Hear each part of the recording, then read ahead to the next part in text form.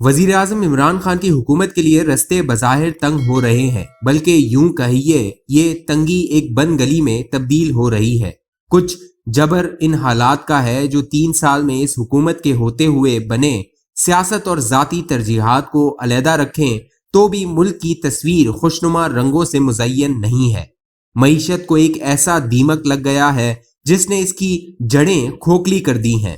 تمام تر قرضوں اور عوام کے خون سے لتھڑی کھاد نے سب شاخ کو پھوٹنے کا انتظام بھی نہیں کیا۔ چھتیں بوسیدہ ہیں، نوکریاں غائب، تنخواہیں سکڑ کر مذاق بن گئی ہیں۔ جو یہ کہتا ہے کہ پاکستانی ٹیکس نہیں دیتے، اس کا سر شاید نیچے اور ٹانگیں اوپر ہیں۔ پاکستانی قوم وہ ٹیکس بھی دیتی ہے جو نا واجب ہیں اور نہ قانونی۔ بجلی کا بل اٹھا کر دیکھ لیں، اگر اس پر یقین نہیں آتا تو یہ جان لیں کہ مہنگائی سب سے بڑا ٹیکس ہے، اور خرید و فروخت پر لاگو ٹیکس سے بچنے کا تو سوال ہی پیدا نہیں ہوتا۔ یہ قوم مزید ٹیکس نہیں دے سکتی، مگر اس کو ٹیکس کی چکی میں مزید پیسا جائے گا، کیونکہ حکومت اپنے اخراجات پر قابو نہیں پا سکتی اور نہ آمدن بڑھانے کا اس کے پاس کوئی پلان ہے۔ دوست مدد کر کے تھک گئے ہیں، مزید مدد کی گنجائش نہیں ہے۔ IMF ایک ایک پائی کے بدلے ناک رگڑوا رہا ہے۔ شوکت ترین اپنی عدم دلچسپی کے ساتھ IMF کے ساتھ خانہ پوری کرنے والے مذاکرات کر رہے ہیں۔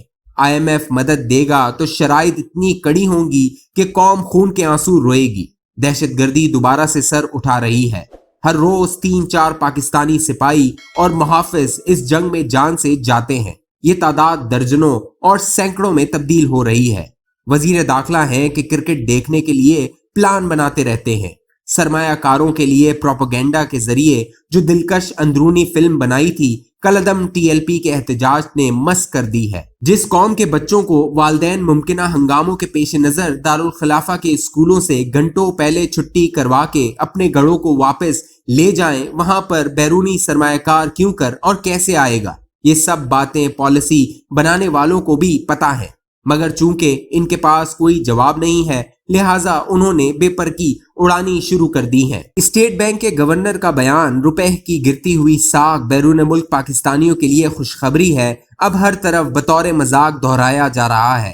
ان صاحب کو ہم نے سرحد پار سے بلا کر اسٹیٹ بینک کا گورنر بنا دیا۔ یہ جاننا بھی دلچسپ ہوگا کہ ان کی تنخواہ کتنی ہے اور IMF میں واپس جا کر نوکری کرنے پر ان کو ڈالرز میں کتنی آمدنی ہوگی۔ بہرحال ان کا بیان ایک استعارہ ہے جو معیشت کو چلانے والوں کی بے بسی اور کمزور مہارت کو اختصار سے بیان کرتا ہے۔ خارجہ اور دفاعی محاذ بھی بنجر ہیں۔ مجال ہے کہ کہیں کوئی سبزہ اگا ہوا نظر آئے۔ سال بعد الیکشن سر پر ہوں گے، ترقیاتی فنڈز کا اجرا ممکن نہیں۔ جن کے خزانے خالی ہوں وہ سیاسی مجبوری کے تحت بھی پیسے نہیں لٹا سکتے۔ اب چند ماہ بعد انتخابات لڑنے والے وزیر اعظم ہاؤس کے در پر سوالی بن کر اکٹھے ہونا شروع ہوں گے تاکہ ان کو اپنے اپنے حلقوں میں کام کروانے کے لیے کچھ مدد مل سکے۔ مدد دینے سے قاصر وزیر اعظم اپنی وقت کھو دیتا ہے۔ انتخابات لڑنے والے مقابلے کے دنوں میں بد لحاظ ہو جاتے ہیں۔ وہ اسی طرف رخ کریں گے جہاں سے ان کو انتخابی معرکے جیتنے کا امکان نظر آئے۔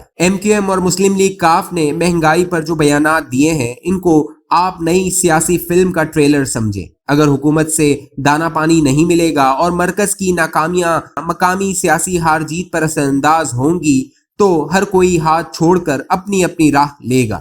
یہ تو ہوئی حالات کی مجبوری، مگر یہاں تک پہنچنے کے لیے حکومت نے خود سر توڑ کوشش بھی کی ہے۔ اپنے مخالفین کے خلاف جتنی توانائیاں اس حکومت نے صرف کی ہیں، اگر اس کا آدھا معاشی صورتحال کو مسلسل بحال کرنے میں صرف کیا جاتا تو آج کہنے سننے کو خوشگوار باتیں موجود ہوتی۔ باقی وقت احتساب کی پینک پر جھولتے ہوئے ضائع کر دیا۔ خارجہ و دفاعی امور پر اجلاسوں کی تفصیل کا ایک چارٹ بنا لیں اور شہزاد اکبر کے ساتھ ملاقاتوں کی فہرست مرتب کر لیں۔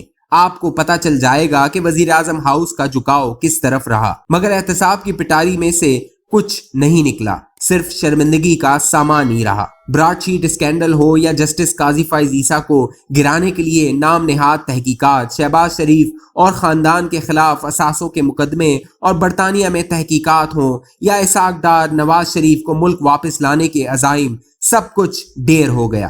اربوں روپے ضائع کیے۔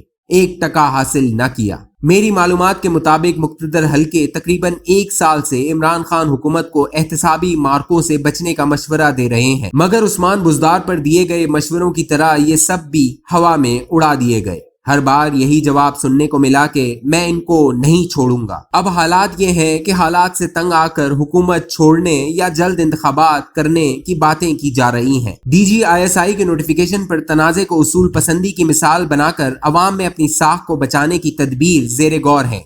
खुद को कचूके लगाकर लहूलान किया और अब शहादत का रुतबा पाने की जद्दोजहद करना चाह रहे हैं। पिछले 3 साल और मौजूदा हालात चीख चीख कर गवाही देते हैं कि जब आप तारीख पर हावी होने की कोशिश करते हैं तो नाकामी मुकद्दर बन जाती है। कहने को अभी भी तदबीर और इस्लाह की गुंजाइश मौजूद है, मगर हकीकत में अब पानी सर से ऊपर आ गया है। सुनामी उलट पड़ी है। अब देखते हैं इस मर्तबा ये कहां गिरकर तबाही मचाती है।